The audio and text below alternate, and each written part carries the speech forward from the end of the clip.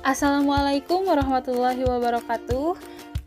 Perkenalkan, nama saya Siti Nurhalimah dan pada podcast kali ini kita akan membahas mengenai upaya untuk mencegah anak dari ketergantungan gadget. Nah, sebelum membahas lebih jauh mengenai judul dari podcast ini, kita harus mengetahui terlebih dahulu apa itu teknologi.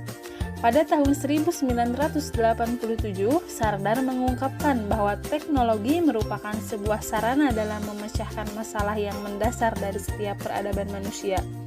Tanpa adanya penggunaan teknologi, maka hal ini akan menyebabkan banyak masalah tidak bisa terpecahkan dengan baik dan sempurna. Perkembangan teknologi semakin berkembang dengan pesat sesuai dengan perkembangan zaman. Teknologi muncul dengan berbagai macam jenis dan fitur. Teknologi selalu baru dari hari ke hari. Kebutuhan terhadap teknologi merupakan salah satu kebutuhan penting saat ini. Hal ini disebabkan karena teknologi sangat dibutuhkan untuk memenuhi berbagai kebutuhan hidup manusia. Salah satu produk teknologi yang sangat dibutuhkan saat ini adalah aplikasi teknologi informasi. Manfaat yang dapat diberikan oleh aplikasi teknologi informasi adalah mendapatkan informasi untuk kehidupan pribadi, seperti informasi tentang kesehatan, hobi, rekreasi, dan rohani. Selain itu, untuk profesi seperti sains, teknologi, perdagangan, berita bisnis, dan asosiasi profesi, sarana kerjasama antara pribadi atau kelompok yang satu dengan pribadi atau kelompok yang lainnya tanpa mengenal batas jarak dan waktu, negara, ras, kelas ekonomi, ideologi, atau faktor lainnya yang dapat menghambat bertukar pikiran. Salah satu produk aplikasi teknologi informasi yang terkait dengan pemenuhan kebutuhan yang paling berkembang pada saat ini adalah gadget. Apa itu gadget? Menurut Ma'ruf dalam Al-Ayyubi 2017, gadget adalah sebuah benda, alat atau barang elektronik teknologi kecil yang memiliki fungsi khusus, tetapi sering diasosiasikan sebagai sebuah inovasi atau barang baru. Gadget selalu diartikan lebih tidak biasa atau didesain secara lebih pintar dibandingkan dengan teknologi normal pada masa penemuannya. Gadget merupakan salah satu teknologi yang sangat berperan pada era globalisasi ini. Sekarang, gadget bukanlah benda yang asing lagi. Hampir semua orang memilikinya. Tidak hanya masyarakat perkotaan, gadget juga dimiliki oleh masyarakat pedesaan. Hanya dengan menggunakan gadget, seseorang dapat berinteraksi satu dengan yang lain. Gadget sendiri dapat berupa komputer atau laptop, tablet, dan juga telepon seluler atau smartphone. Gadget pada era globalisasi sangatlah gampang dijumpai sebab hampir semua kalangan masyarakat memiliki gadget. Pasalnya, gadget tidak hanya beredar di kalangan remaja usia 12-21 tahun dan dewasa atau lanjut usia pada usia 80 tahun ke atas, tetapi juga beredar di kalangan anak-anak usia 7-11 tahun. Dan ironisnya lagi, gadget bukan barang asing untuk anak usia 3-6 tahun yang seharusnya belum layak menggunakan gadget. Penggunaan gadget bagi anak usia dini bagai dua mata pisau. Di satu sisi memberikan banyak manfaat bagi perkembangan anak, namun di sisi lain juga memberikan dampak yang berbahaya bagi pengembangan karakternya. Pendiri New Parent Academy, Akbar 2015 memaparkan, gadget memiliki beberapa manfaat, yakni dapat menunjang pengetahuan serta mempersiapkan untuk menghadapi dunia digital. Dia menjelaskan pengetahuan bisa diperoleh melalui berbagai aplikasi edukatif yang bisa diunduh gadget tersebut. Aplikasi semisal menebak warna bisa melatih kemampuan anak dalam mengenali jenis warna di sekitarnya. Selain itu, gadget juga dapat melatih kemampuan berbahasa asing anak karena biasanya aplikasi maupun program yang tertera di gadget menggunakan bahasa asing. Nah, fungsi dan manfaat gadget secara umum diantaranya yang pertama yaitu komunikasi. Pengetahuan manusia semakin luas dan maju. Jika zaman dahulu manusia berkomunikasi melalui batin, kemudian berkembang melalui tulisan yang dikirim melalui pos, sekarang zaman era globalisasi manusia dapat berkomunikasi dengan mudah, cepat, praktis, dan lebih efisien dengan menggunakan handphone. Yang kedua yaitu sosial. Gadget memiliki banyak fitur dan aplikasi yang tepat untuk kita dapat berbagi berita, kabar, dan cerita. Sehingga dengan pemanfaatan tersebut dapat menambah teman dan menjalin hubungan kerabat yang jauh tanpa harus menggunakan waktu yang relatif lama untuk berbagi. Yang ketiga yaitu pendidikan. Seiring berkembangnya zaman, sekarang belajar tidak hanya terfokus dengan buku, namun melalui gadget kita dapat mengakses berbagai ilmu pengetahuan yang kita perlukan tentang pendidikan, politik, ilmu pengetahuan umum, agama, tanpa harus repot pergi ke perpustakaan yang mungkin jauh atau untuk dijangkau. Setelah kita membahas mengenai fungsi dan manfaat gadget, maka kita akan masuk ke dalam intensitas penggunaan gadget. Bentuk penggunaan gadget pada anak dapat diklasifikasikan pada tingkatan tinggi, sedang, dan rendah. Kategori rendah apabila penggunaan gadget hanya saat waktu senggang, seperti saat pulang sekolah, selesai belajar, dan durasi pemakaiannya hanya setengah jam. Kategori sedang adalah jika pemakaian gadget berkisar antara 40 sampai 60 menit dalam sekali pemakaian dan dengan pemakaian 2 sampai 3 kali per hari. Namun, apabila penggunaan gadget memiliki durasi waktu lebih dari 60 menit per hari secara terus-menerus atau lebih dari 120 menit sekali pemakaian, maka dapat dikategorikan tingkat penggunaan gadget yang tinggi. Untuk itu, perlu adanya kedisiplinan dan batasan yang dilakukan orang tua pada saat anak usia dini menggunakan gadget. Karena pemakaian gadget yang berkelanjutan dan tidak memiliki batas waktu dapat menimbulkan dampak buruk kecanduan gadget sejak dini. Nah, kalau begitu, bagaimana dampak penggunaan gadget? Menurut Indiana Sunita dan kawan-kawan pada tahun 2017 halaman 66, bahwa dampak positif dan negatif dari pengaruh gadget bagi anak, yang pertama yaitu dampak positifnya terlebih dahulu. Dampak positifnya yang pertama yaitu menambah pengetahuan. Anak-anak dengan mudah dan cepat untuk mendapatkan informasi, misalnya kita ingin browsing internet di mana saja dan kapan saja yang ingin kita ketahui. Dengan demikian dari internet kita bisa menambah ilmu pengetahuan. Yang kedua yaitu memperluas jaringan persahabatan. Gadget dapat memperluas jaringan persahabatan karena dapat dengan mudah dan cepat bergabung di sosial media.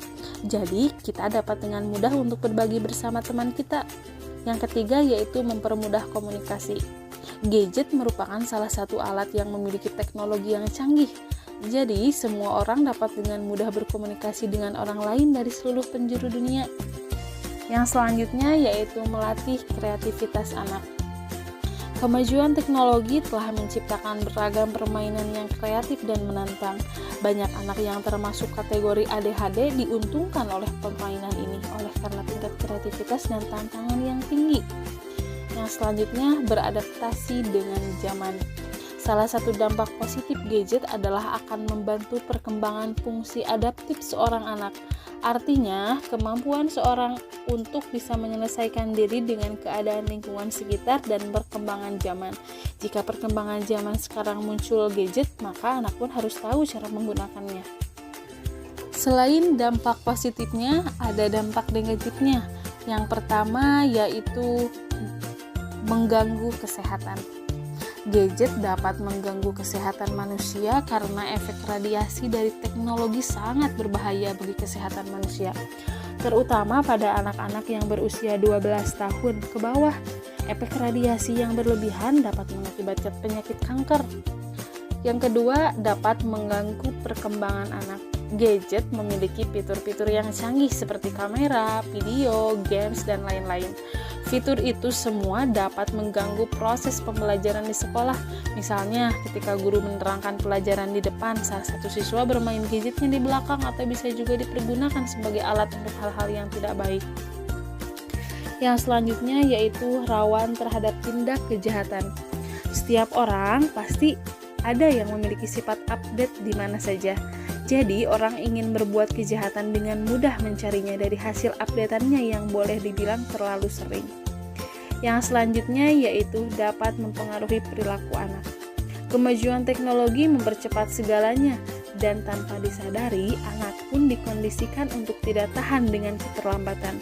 Hasilnya, anak makin hari makin lemah dalam hal kesabaran serta konsentrasi dan cepat menuntut orang untuk memberi yang diinginkannya dengan segera. Yang selanjutnya, gadget membuat ketergangguan. Secara tidak sadar, saat ini anak-anak sudah mengalami ketergantungan menggunakan gadget. Ketergantungan inilah yang sangat berpengaruh.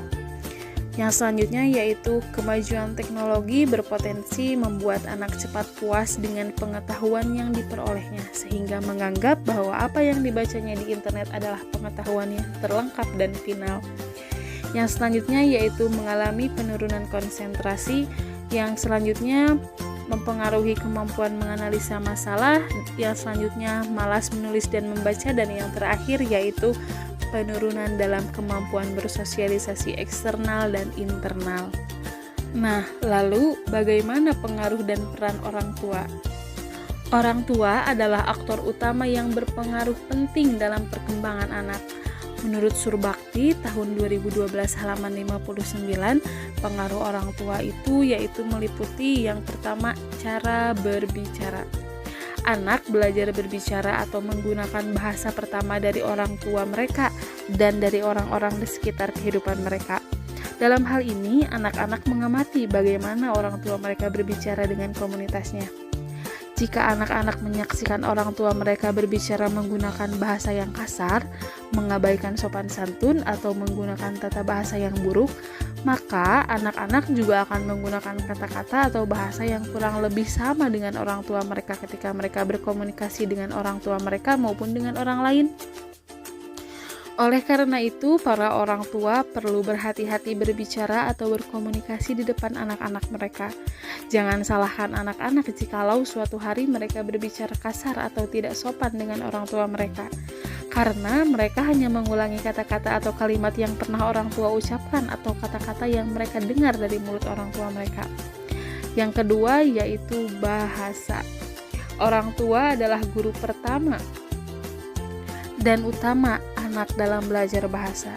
Jika anak menyaksikan orang tua mereka berbicara dengan bahasa yang sopan dan santun, maka mereka juga akan menggunakan bahasa yang santun dalam berkomunikasi.